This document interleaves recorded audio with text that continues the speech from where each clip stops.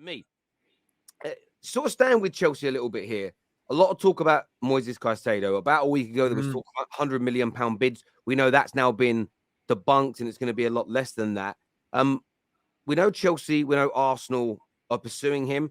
There are links to Man United as well. What's the latest as far as you're aware around the transfer and exit of Moises Caicedo from Brighton?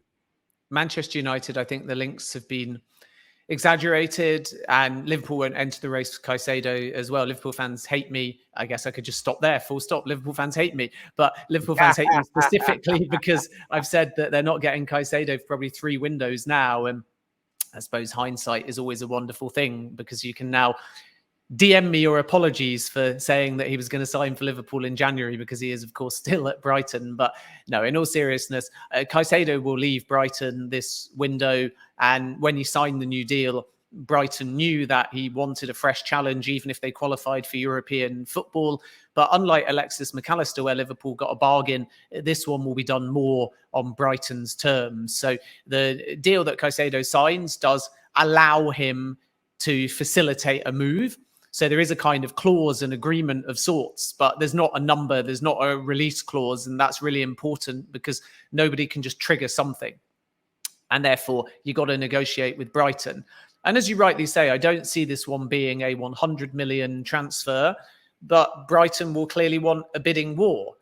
It's going to take, even though Brighton will not just slap a specific price tag on, they'll try and get as much as they can. It's going to take a minimum of 70 million guaranteed, plus 10 million in add-ons. So a total package of 80 million will be the starting point of success. And then we wait and see how many clubs enter the race and what that ultimately does to the price. And I think that Arsenal's final bid for Caicedo did, to some extent, set a little bit of a yardstick, whereas what Chelsea bid originally was a little bit lower. And had they walked away at that point, and perhaps nobody had bid after Chelsea, then maybe there was the opportunity to go in a bit lower. And this is the frustration, by the way, because Brighton will push for one thing, but I can tell you categorically, those close to the Caicedo side point towards the Tchouaméni fee and say, how can Caicedo be more expensive than Tchouaméni? But we don't just value players on like for like. We value players on age, on profile, on potential, on time left on the contract, on whether or not the club wish to sell, all kinds of things. So valuation is very difficult, and it is about going to Brighton and agreeing with Brighton. It's not about pointing to another player. It's not about what the agent thinks. It's all about agreeing a deal with Brighton. And I do expect them to hold out for that minimum package of 80 million. So big priority for Chelsea, always has been, even if they'd have got Manuel Ugarte, who's now gone to PSG.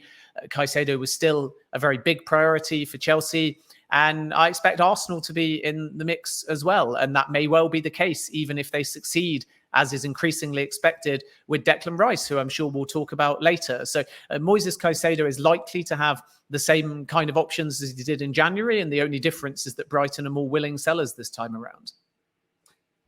Yeah, the Caicedo deal is interesting. We had a comment there for one of our members saying, Man United sitting on the bench again for a deal like this. I suppose that echoes into what you said five to 10 minutes ago. If Man United don't feel like they can win the race for these two players based on where they want to go, teams are already ahead of them, you're better off putting your eggs into other baskets. But look, I think Caicedo is such a talented player. Can Arsenal afford both?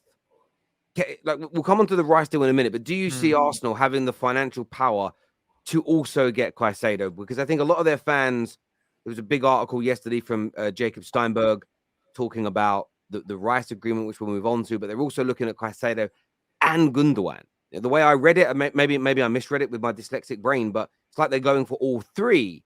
Can you see that being plausible?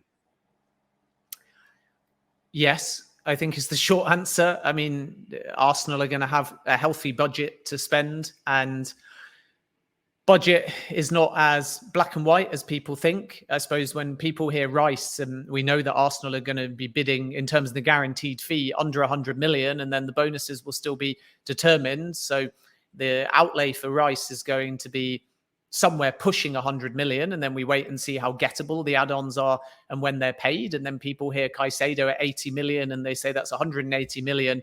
and then we want X, Y, and Z. So suddenly we're at 250 or 300 million, but it doesn't really work like that because you don't know the payment terms. So first of all, 100 odd million for Rice doesn't mean that it's 100 million up front. Second of all, on the books, if the contract was 5 years, you can amortize that over 5 years. So your annual outlay, strictly for accounting purposes, is smaller as well. And then you also don't know what the player commercially or in any other areas is going to bring the club that you can offset. So clubs like to see, especially for younger players, the transfer fee as an investment, not an expense. And the longer they stay at the football club and the better they do, the more the fee pays for itself. So there's all kinds of things here that play into what you can and can't spend. And this is ultimately how Chelsea have been able to drop around 600 million over the last 2 windows. So I would start by always only looking at the guaranteed fee in terms of spend. And then I would understand whether there's a big chunk up front or whether actually it's spread over 4 or 5 years. And then on top of that, it's always important to understand that under the rules for profit and sustainability and also UEFA's financial fair play, you're able to classify numbers differently. So Arsenal can divide a Rice fee by 5 on a 5-year contract. And then if they sell Nicola Pepe and bring in however much, I know it won't be anywhere near what they paid, but just using that as an example, as long as there's no amortization remaining, they can declare that annually as pure profit, which can therefore offset a lot of the annual costs. So Arsenal are going to be disciplined and only sign players where they think there's financial value, and they definitely feel like Rice is somebody that can add value to the football club. And we know that they were pushing hard for Caicedo in January. That interest doesn't just go away. So I genuinely don't think that we can discount Rice and Caicedo. But as I say many times, until you've got a player, you have to have a consistent narrative with all of your top targets. So you can never say to Caicedo at this point, by the way, if we get Rice, we probably won't come in for you. You have to make players feel wanted, and you have to progress transfers to allow anybody, because you don't know how the market's going to move. You don't know how the seller is going to react. You don't know whether your deal is going to get hijacked. So you have to make a variety of targets feel like you might go for them, which is just how the window works. And if Arsenal said to Caicedo, I'm not saying this is the case, by the way, because I think both are possible, but if Arsenal said to Caicedo, you're only our number one target if we don't get Rice, and if we get Rice, we're going to have to add up the maths, then Moises Caicedo will say, cool, Chelsea are telling me I'm the number one target and they can move now. I'm not interested in Arsenal because Arsenal don't want me. So it's about how you handle that aspect. And it's a real art because you have to make a player feel wanted, but you also have to be honest and consistent. Otherwise, they just feel messed around. And this is why recruitment experts get paid the big bucks, because they know how to talk to players and how to have an honest and consistent narrative. And I would say that Arsenal and Liverpool at doing that are 2 of the best in the business.